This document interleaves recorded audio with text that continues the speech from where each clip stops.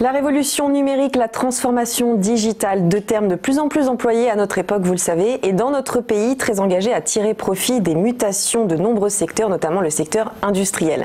Mais face à ces bouleversements, nombreux sont ceux qui s'interrogent sur les effets néfastes qui pourraient en découler sur l'économie, les relations sociales, la santé ou les emplois. Pour y voir plus clair et comprendre ce qui nous attend demain, je reçois aujourd'hui deux invités aux visions opposées. Guy Mamoumani, coprésident du groupe Open et auteur du livre L'Apocalypse numérique n'aura pas lieu aux éditions de l'Observatoire. Bonjour. Bonjour.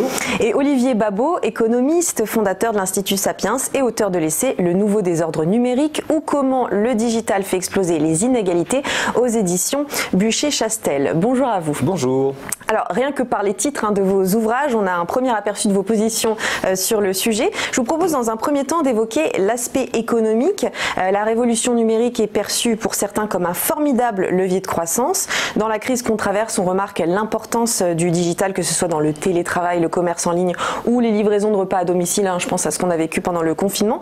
On s'inquiète pourtant qu'il supprime des emplois, creuse le fossé des inégalités dans ce secteur.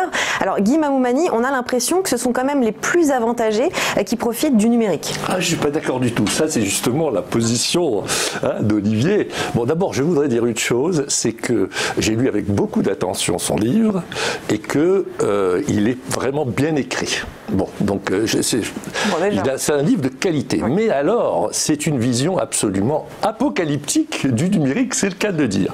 Alors, concernant ce que vous venez de dire, ce qui est très très important, moi je crois qu'au contraire, le numérique, crée des opportunités.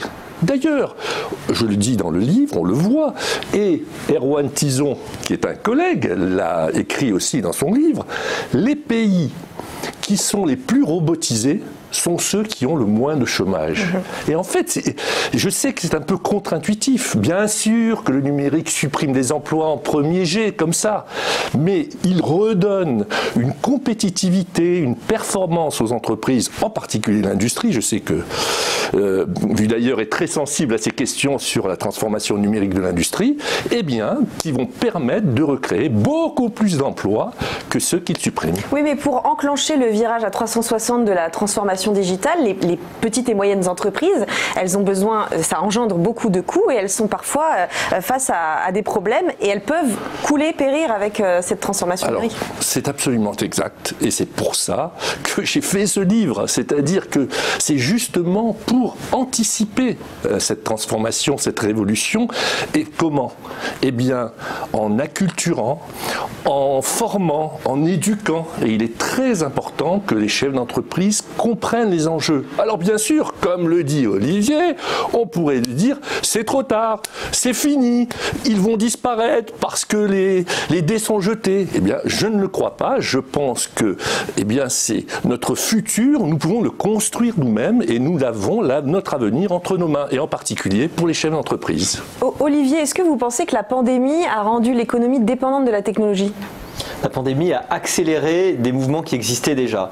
Je voudrais vous remercier de votre invitation. Merci à Guy qui a été un peu à l'initiative de cette, non pas une confrontation, mais plutôt, j'ai envie de dire, cette conversation au sens d'échange. Et d'ailleurs, c'est intéressant parce qu'on ne se rejoint pas sur le diagnostic, mais on se rejoint sur les solutions. Oui. En général, c'est le contraire dans les débats, donc c'est assez exceptionnel parce que, évidemment, sur le diagnostic de l'éducation, je suis à 100%. D'ailleurs, j'ai apprécié ta conclusion. Oui, c'est la seule chose que j'ai appréciée. À la limite, si on se rejoint sur les solutions, finalement, tant pis qu'on n'ait pas le même diagnostic.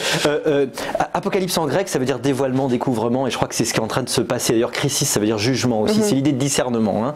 Et en fait, on est en train de voir quels sont les effets de la révolution numérique, de ces différents mécanismes. C'est ce que j'essaye d'expliquer dans le livre. L'effet de polarisation sociale, il est malheureusement assez visible. C'est ce que les économistes et les sociologues appellent l'effet Matthieu. C'est Merton qui appelait ça l'effet Matthieu. L'idée, c'est, vous savez, la phrase de Saint Matthieu, à celui qui l'a, on lui donnera encore plus, il aura en abondance. À celui qui n'a pas, on lui ôtera même ce qu'il a. Il y a cet effet de bipolarisation et les études montrent que entre ceux qui sont formés et qui bénéficient en effet de l'extraordinaire effet de levier du numérique, il y a une croissance de la valeur ajoutée que vous apportez et de la technicité, avec aussi une exigence assez forte du point de vue cognitif dans ce monde qui naît.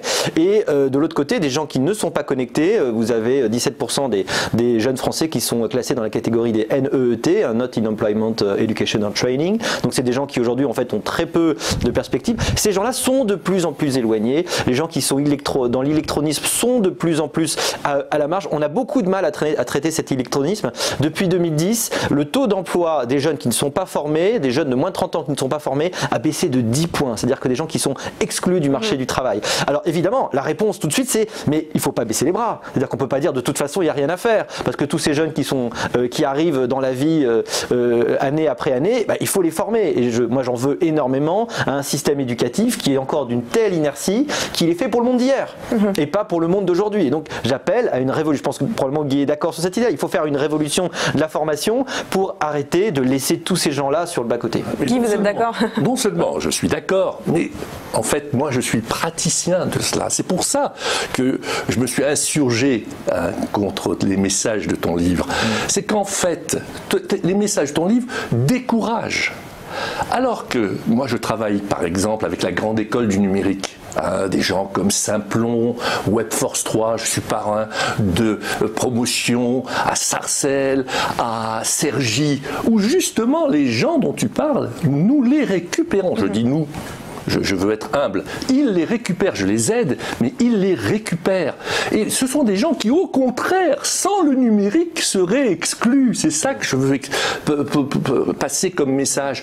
En fait, les décrocheurs, ce n'est pas nouveau. Ce que tu dis, qui est parfaitement exact, ce n'est pas nouveau. Il y a 150 000 décrocheurs chaque année. D'ailleurs, c'est un des débats que j'ai avec mon épouse, qui est inspectrice d'éducation nationale, qui évidemment est fière du travail de l'éducation nationale. Je dis, bien, quand même, le résultat, c'est quand même 150 000 décrocheurs par an. Et là, qu'est-ce qu'on voit?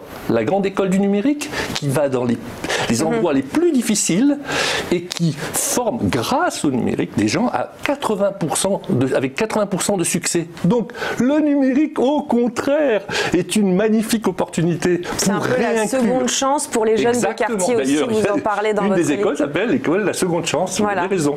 Alors, on a parlé donc de l'impact de cette transformation numérique sur l'économie, sur les emplois. Dans quelques secondes, on revient pour parler de l'impact social du numérique sur nos vies.